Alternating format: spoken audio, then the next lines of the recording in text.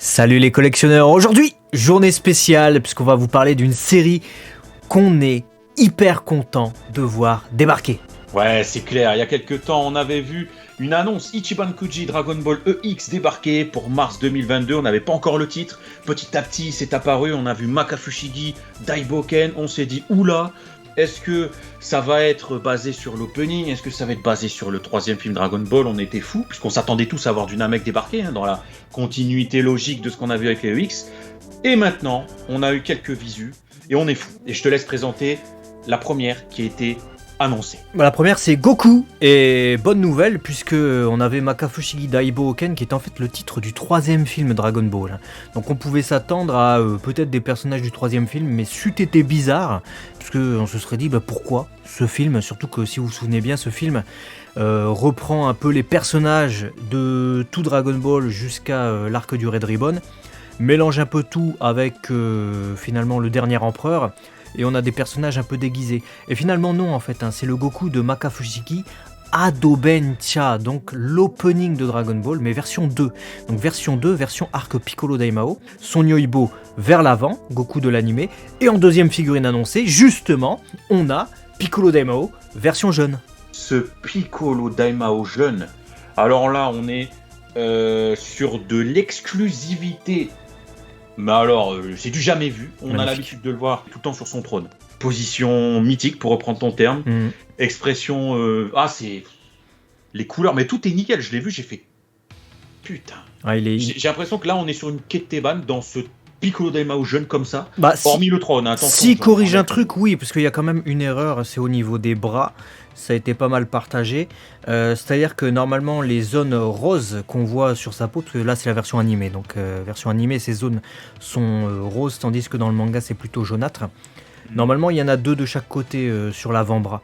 Là, on n'en voit qu'une seule. Donc, on verra si ça sera corrigé ou pas, ou si c'est un choix délibéré pour faire version animée en se disant que, dans l'animé, des fois, il y avait... Des fois il n'y avait pas, et c'est vrai, vous regardez les épisodes, des fois ça n'est que sur l'intérieur du bras, des fois c'est version gauche-droite, ils savaient pas trop non plus les animateurs se situer.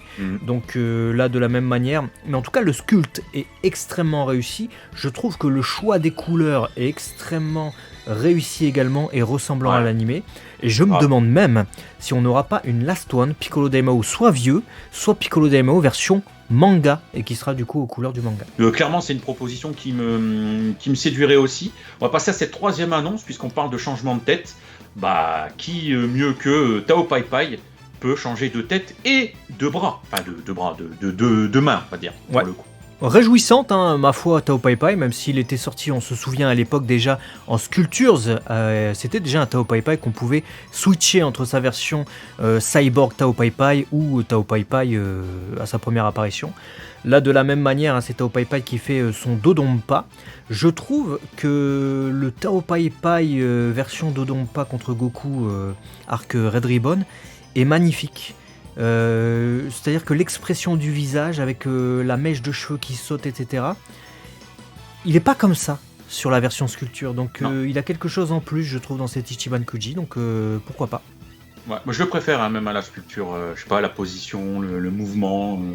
Il fait plus Dragon Ball, entre guillemets, vraiment, j'ai l'impression de voir le Dragon Ball 153 premier épisode, je veux dire. Ça tue, donc on a hâte de voir la troisième grosse pièce qui va arriver, puisque quatrième annonce qu'on a eue aujourd'hui même, ce sont donc 2 figurines qui seront dans la série des Archives, qu'on a l'habitude de découvrir. Souvent on a vu droit à Kyo Fermier, on a vu droit à la Sirène, Raditz. On avait droit à Raditz, Kame Sennin qui pisse du sang, voilà, c'est toutes les petites propositions originales que je vous souligne là, pas les choses courantes. Et là on a cette fois-ci non pas Goran qui est en train de se transformer en Zaulu, qu'on a vu il y a peu en Ichiban Kuji EX, mais cette fois-ci Goku qui est en train de se transformer. Ce qui est cohérent vu que Gohan y débarquait dans la série dédiée au Saiyan. Là, Goku enfant qui forme une continuité quelque part avec également la jeune fille obèse. Elle a pas de nom, elle s'appelle comme ça littéralement dans les guidebooks. Qui forme une continuité puisqu'on avait démarré avec Kame Sennin justement qui voulait toucher des Pai Pai, les Pai Pai de qui ? De la Sirène qu'on avait également en archive. Et j'ai l'impression que de série en série, ils se disent on va vraiment construire une véritable grande série, un peu comme les Dragon Ball World Collectable Figure, un peu comme les Dragon Ball Adverge. Et j'ai l'impression qu'on va avoir ça in fine, c'est-à-dire qu'on va avoir une belle continuité, on va avoir tous des personnages rares de Dragon Ball, et moi je suis totalement pour. Ah bah, je pense que c'est ce qu'on attend tous.